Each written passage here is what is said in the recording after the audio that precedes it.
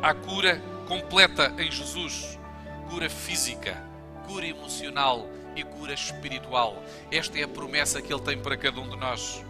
Se tocares em Jesus esta manhã, talvez não vá ser conhecido nas redes sociais, como muitas pessoas gostam de anunciar aquilo que fazem, mas vai ficar registado nas cortes do céu.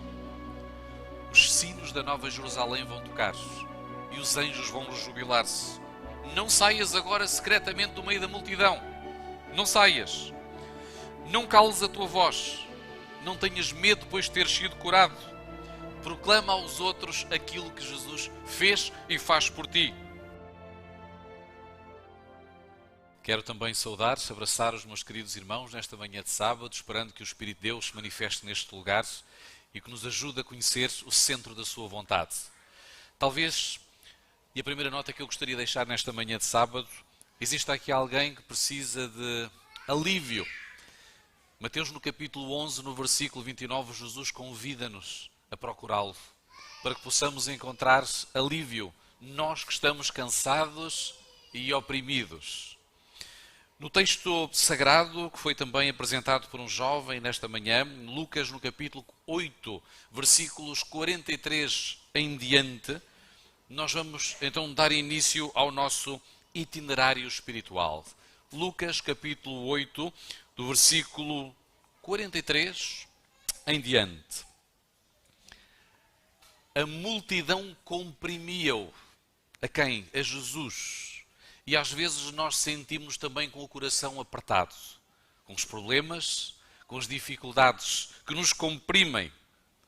Mas há duas pessoas que se vão destacar neste relato. A primeira pessoa é apresentada com um nome específico. Jairo. Significa aquele que Deus ilumina. Como é que tu te chamas? Aquele que Deus ilumina. Que espetáculo. Mas a segunda pessoa é apresentada sem nome. Uma certa mulher. É apenas o nome que os evangelhos nos apresentam. E este detalhe é intencional, porque a sociedade está repleta de pessoas sem nome. A igreja está repleta de pessoas sem nome. Como é que nós tratamos as pessoas sem nome? Como é que Jesus tratava as pessoas sem nome? Nós somos avaliados pelo carro que conduzimos, pelo local onde passamos férias, pelo valor que temos na nossa conta bancária, pelo estatuto académico e não por aquilo que somos verdadeiramente em essência. E estes dois personagens vão-nos apresentar alguns contrastes.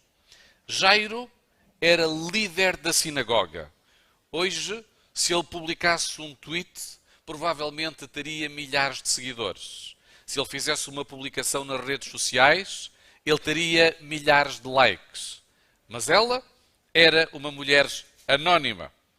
Jairo era também um líder religioso, mas ela era excluída da comunidade religiosa.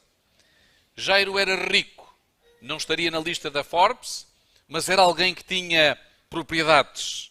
Ela perdera todos os seus bens, procurando a restauração da saúde.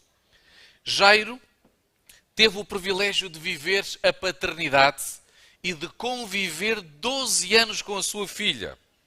Um dos momentos mais difíceis para um pastor é quando tem que oficiar o funeral de um jovem da igreja. Infelizmente eu tive essa experiência. Uma jovem que tinha acabado de se casar, adventista, no primeiro ano de casamento faleceu, derivado a um aneurisma. E quando eu me desloquei à casa daquela jovem, ainda hoje me lembro, como se fosse hoje, eu pensei que ia encontrar um marido destroçado. Efetivamente ele estava, mas ele disse-me: pastor, eu quero agradecer a Deus porque tive a oportunidade de conviver 5 anos com a minha esposa. Contemporizando, obviamente, o namoro e aquele ano de casamento. E Jairo teve o privilégio de viver 12 anos com a sua filha, que naquele momento apresentava um prognóstico muito reservado e que acabaria por falecer. Mas ela, a mulher anónima, sofre há 12 anos com uma doença que muito provavelmente também a impedia de ser mãe. Jairo faz um pedido público a Jesus. Ele não tinha vergonha. Mas esta mulher aproxima-se com um toque silencioso, de forma anónima. Jesus vai atender a ambos, mas vai atender primeiro a esta mulher anónima. O versículo 43 diz que por nenhum médico pudera ser curada. Ora, o toque da cura começa quando nós temos consciência das nossas limitações, das nossas fragilidades. 12 anos de tentativas, 12 anos a consultar vários especialistas, 12 anos de esperança frustrada, de enfraquecimento. Talvez possa existir aqui alguém esta manhã a sofrer há muito tempo, com um problema que só tu e eu, ou só tu e Deus, é que sabemos. E o sofrimento normalmente manifesta-se em duas vertentes. Na dimensão física, nós chamamos dores. Quando o sofrimento é na área psíquica, é sofrimento. E às vezes misturam-se numa tempestade perfeita. E a realidade é que o sofrimento é sofrimento. E os graus de intensidade variam, assim como a nossa capacidade de resistência ao mesmo. Há dias que nós gerimos melhor o sofrimento e até a dor física. Há outros dias que nós não temos a capacidade de gerir.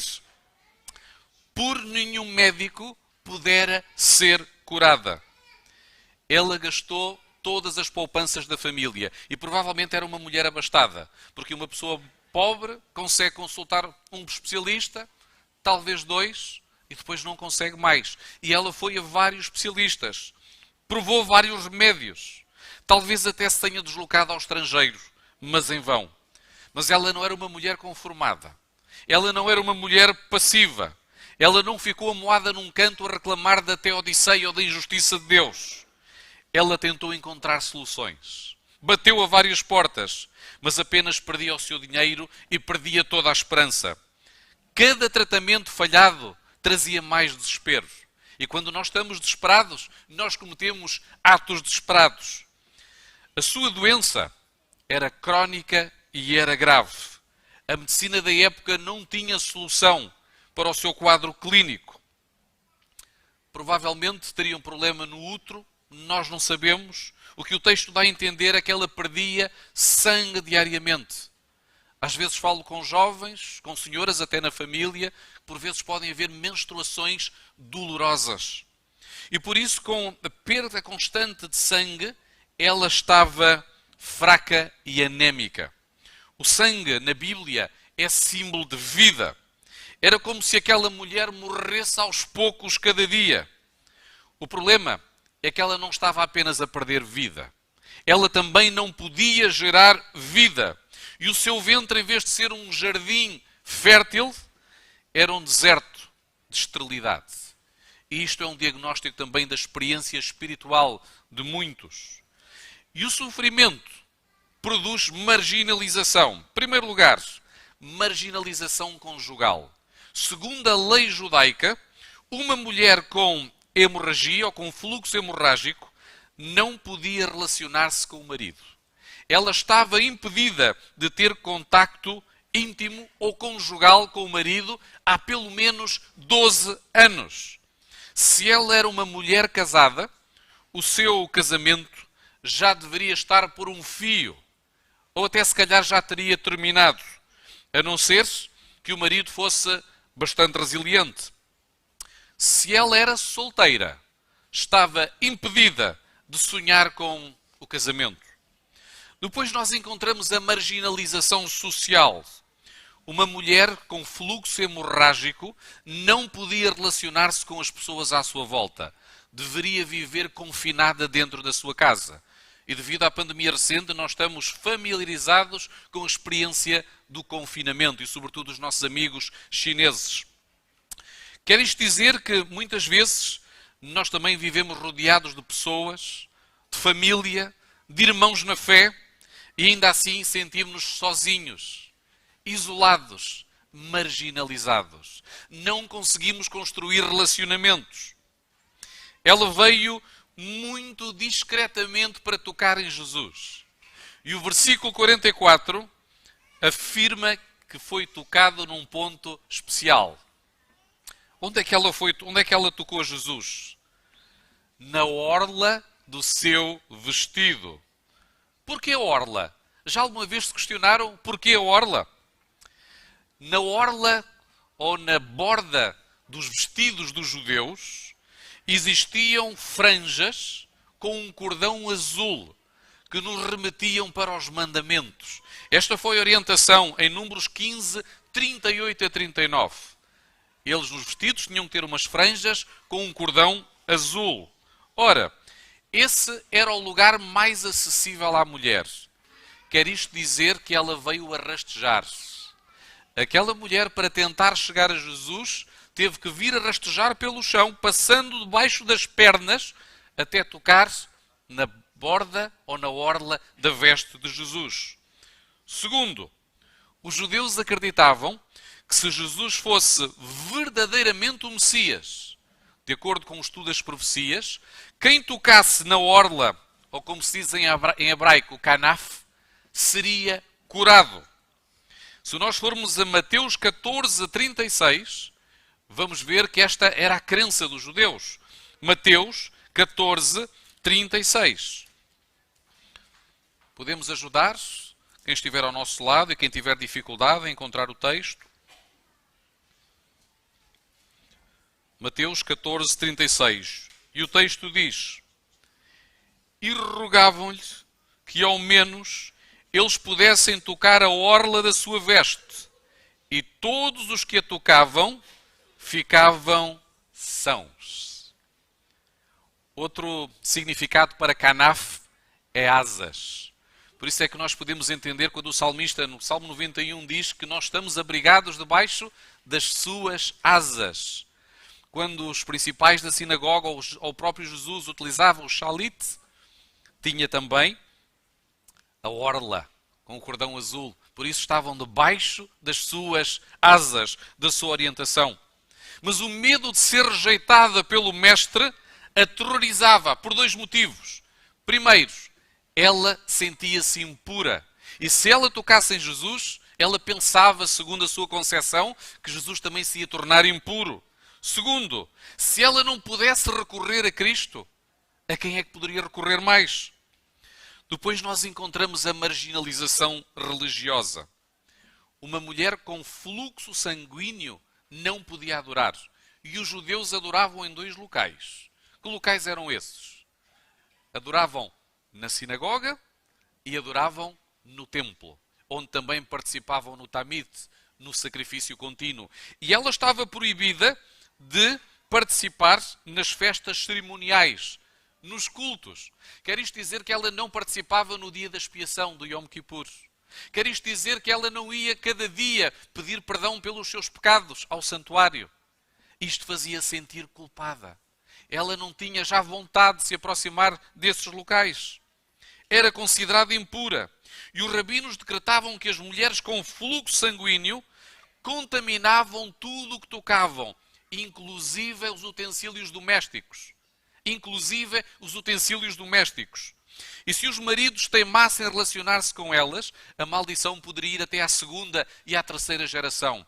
As mulheres com fluxo sanguíneo, mesmo no ato de sepultamento, deviam passar por um processo de purificação antes de serem sepultadas. É verdade que vivíamos numa sociedade patriarcal.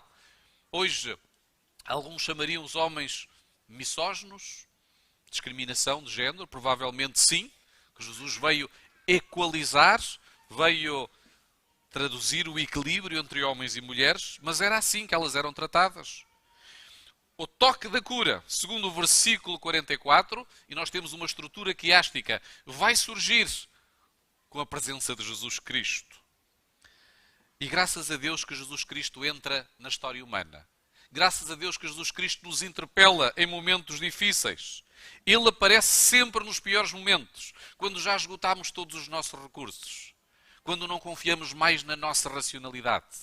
E é nesse momento que é a sua oportunidade. Naquele dia havia muitas histórias de morte, muitas histórias de doença no auditório que interpelava Jesus Cristo. Será que hoje também o meu casamento está moribundo? Será que no meu emprego eu estou em risco de perdê-lo? Será que eu tenho algum familiar a morrer fisicamente ou espiritualmente aos poucos? Será que na minha própria vida espiritual eu também sinto o meu edifício a colapsar? Muitos sentem que estão no seu limite, mas o braço poderoso de Jesus continua estendido na nossa direção. Muitos também não reconhecem, mas a ajuda virá. E ela ocorrerá não da forma que eu preciso, mas da forma que é necessária. Depois de procurar vários médicos, ela finalmente caiu aos pés de Jesus. Às vezes nós somos levados a Cristo por causa do sofrimento. Às vezes pode ser por causa de uma doença. Às vezes pode ser por causa de um relacionamento que está em ruptura. Pode ser de uma dor que nos aflige. E esta mulher rompe todas as barreiras e vai tocar nas vestes de Jesus. A mulher ouviu falar sobre a fama de Jesus, porque Jesus Cristo vinha de Gadara, havia acabado de expulsar os endemoniados e agora está em Cafarnaum. E ela procura tocá-lo. Ela viu que Jesus dava vista aos cegos, curava aos leprosos, que expulsava demónios, que dava vida aos mortos. Marcos 5:27. Ela ouviu sobre a fama de Jesus. Quando nós tocamos as vestes de Jesus, nós podemos ter a certeza da cura. Porque o versículo 44 fala em cura. No meio de uma multidão que comprimia a Jesus, milhares tocavam-no. Mas a experiência dela foi mais do que um toque. Foi mais do que um toque. E Jesus perguntou: quem é que me tocou? Ellen White, no livro de Já Todas as Nações, comentando este episódio, diz que a voz de Jesus foi escutada como um clamor no meio de uma multidão. Milhares de pessoas, barulho, mas a voz de Jesus ecoou. E quando ele perguntou quem é que me tocou, ele tinha um ensinamento espiritual para deixar à humanidade. É que tocar em objetos, em princípio santificados, não tem poder nenhum. Isso chama-se superstição. Não há poder derivado nos objetos. Jesus quis mostrar que a fé daquela mulher é que fazia toda a diferença. Mas como é que nós podemos tocar em Deus? No caso da mulher, pode parecer simples. Ali estava o Filho de Deus encarnado. Era possível tocar nele. E nós? Como é que hoje podemos tocar em Deus? Como é que podemos tocar em Deus? O versículo 48 diz-nos: pela fé. A mesma fé que levou aquela mulher a reconhecer as suas debilidades físicas e emocionais. Aquela mulher estava falida, financeiramente falando. Estava emocionalmente afetada. Estava espiritualmente arruinada. Mas mesmo assim, ela tocou a Jesus pela fé. Saiu da sua zona de conforto. Furou a multidão. Arrastou-se pelo chão com tudo o que tinha para extrair poder de Jesus. Se nós recebermos esta plenitude, nós não vamos comer como habitualmente nos alimentamos. Nós não vamos ver conteúdos que são abomináveis ao Senhor. Nós não agiremos como habitualmente agiremos, até sob pressão.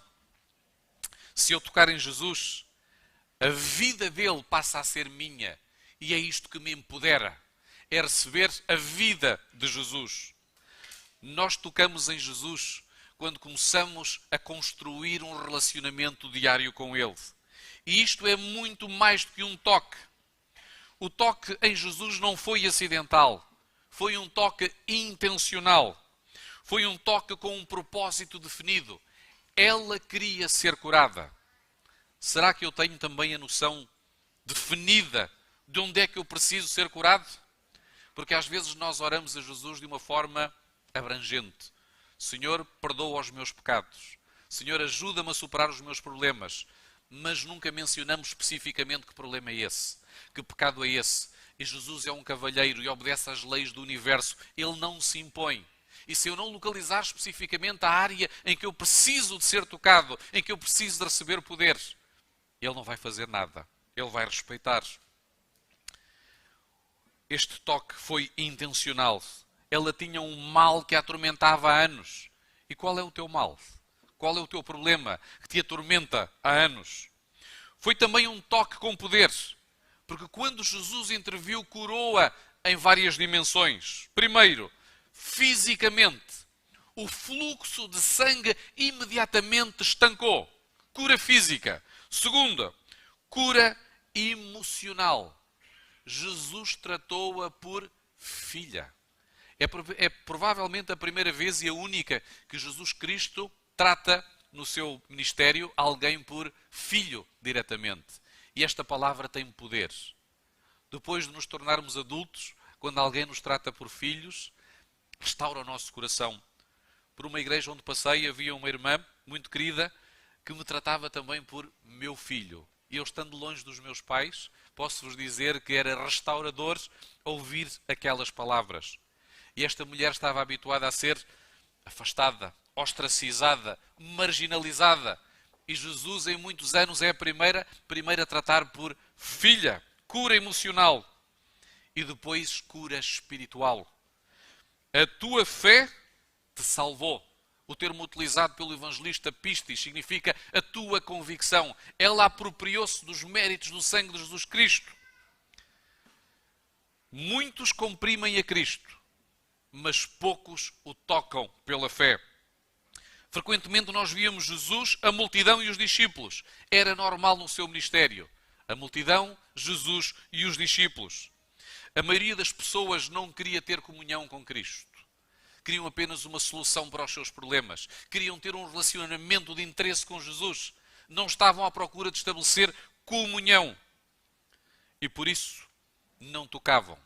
Os discípulos estavam comprometidos. E por isso tocavam-no várias vezes. Mas ainda assim, se alguém no meio da multidão quiser tocar em Cristo, ele jamais vai rejeitar esse toque, mesmo que o meu relacionamento seja de interesse. Muitas pessoas continuam a vir à igreja. Aos sábados, a multidão vem à igreja. E a pergunta é feita: quem é que me tocou? Hoje Jesus está neste lugar.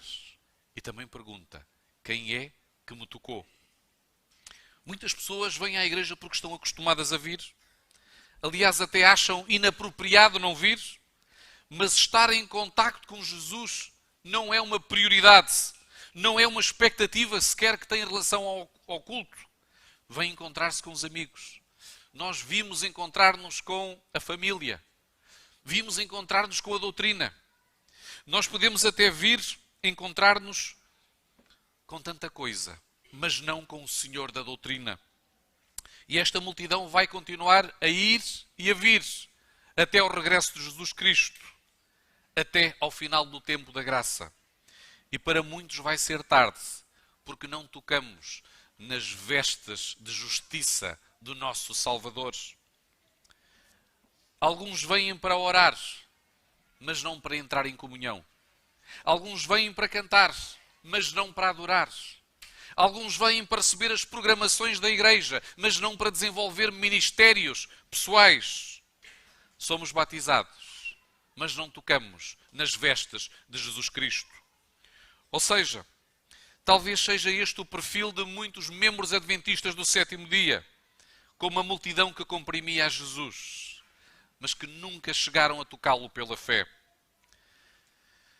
Nós precisamos de hoje tocar em Jesus. E esta não é uma questão de opção. É uma questão de necessidade. Não nos contentemos apenas em orar. Jesus abraçou esta mulher e ela foi curada. Ela tocou em Jesus apesar das suas dificuldades. Mal conseguia aguentar-se em pé. Mas rastejou até ele e ficou curada. Ela tocou secretamente em Jesus. Mesmo se às vezes estivermos sozinhos na nossa vida discipulada. Jesus aprecia heróis da fé ou crentes anónimos que vivem um ambiente de adversidade na família, no trabalho, mas que possamos ir e tocar nele. Ela tocou com um senso de indignidade. ela era considerada imunda, impura. Mas Jesus é pureza, e quando nós tocamos na pureza, Ele torna-nos puros. Ela sentia-se pecadora, mas Jesus é santidade, e quando nós tocamos em Jesus, Ele também nos torna santos, perfeitos, de acordo com a medida que Ele estabeleceu para cada um de nós. Há cura completa em Jesus, cura física, cura emocional e cura espiritual. Esta é a promessa que Ele tem para cada um de nós. Ainda que uma pessoa esteja possessa, há cura. Se nós tocarmos em Jesus esta manhã, talvez não vá ser do conhecimento de outros, mas há duas pessoas que vão saber. Sabem quem são? Jesus e eu. Jesus e eu. Se tocares em Jesus esta manhã, talvez não vá ser conhecido nas redes sociais, como muitas pessoas gostam de anunciar aquilo que fazem, mas vai ficar registado nas cortes do céu. Os sinos da Nova Jerusalém vão tocar e os anjos vão rejubilar-se. Talvez muitos aqui nem sequer saibam o nosso nome. Às vezes nós entramos e saímos da igreja e ninguém dá por nós. Não sabem o nosso nome. Somos tímidos por vezes, somos anónimos. Mas o mais importante nesta vida é ter o nosso nome no livro da vida, não no livro dos homens. E a Bíblia diz que Deus conhece os que são seus. Vamos ver o que diz 2 Timóteo no capítulo 2, no versículo 19, e ver o que o texto diz sobre esta dimensão. 2 Timóteo no capítulo 2, no versículo 19, e vamos ver se verdadeiramente Deus conhece aqueles que são seus.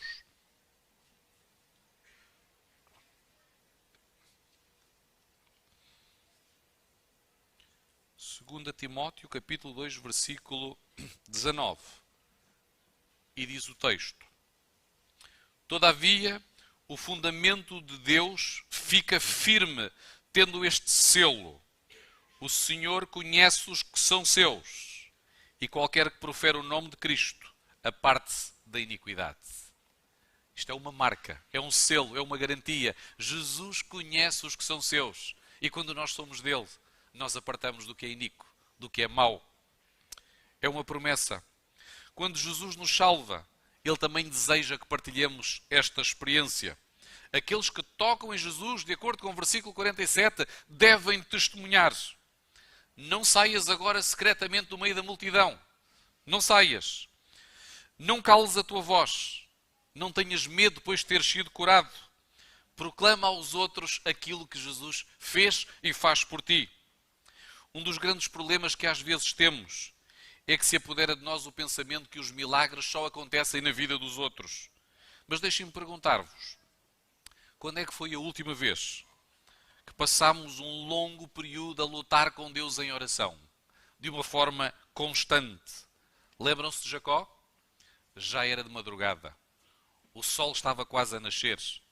E o anjo do Senhor, que era Jesus, disse-lhe: Deixa-me ir, pois já amanhece o dia.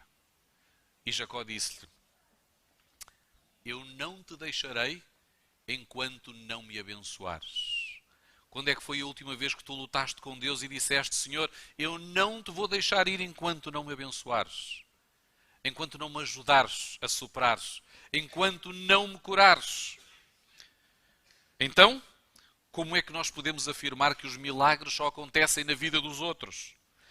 Não nos acomodemos no meio de sofrimento, como fez aquela mulher, mas aprendemos a aproximar-nos de Jesus, a tocar as suas vestes. Mas eu não sei o que vou dizer. Mas a mulher apenas disse toda a verdade. As pessoas não querem saber mais do que isso, toda a verdade. A única Bíblia que muitos irão ler será a nossa vida. Não irão ler mais nada. Vai e contem como é que Jesus nos salvou, como é que nos perdoou. E finalmente nós encontramos a última bênção, no versículo 48. A bênção com que Jesus despediu aquela mulher é uma promessa para nós hoje. Nós podemos voltar para casa em paz, recebendo a bênção da restauração. O apóstolo São Paulo diz em Filipenses, no capítulo 4, no versículo 7, e a paz de Deus, que excede todo o vosso entendimento, guardará os vossos corações e os vossos pensamentos em Cristo Jesus. A palavra paz que aparece aqui não é um sentimento, não é ausência de problemas, não é uma navegação tranquila. É sim a presença de Jesus. Se tu esta manhã tocares em Jesus, vais ser curado. A tua família vai ser curada. A nossa igreja vai ser curada. Jesus está aqui esta manhã e pergunta-te: quem me tocou? Quero eu tocar em Jesus? Se eu fizeres, nós vamos receber a mesma bênção que aquela mulher recebeu. Que Deus nos abençoe grandemente.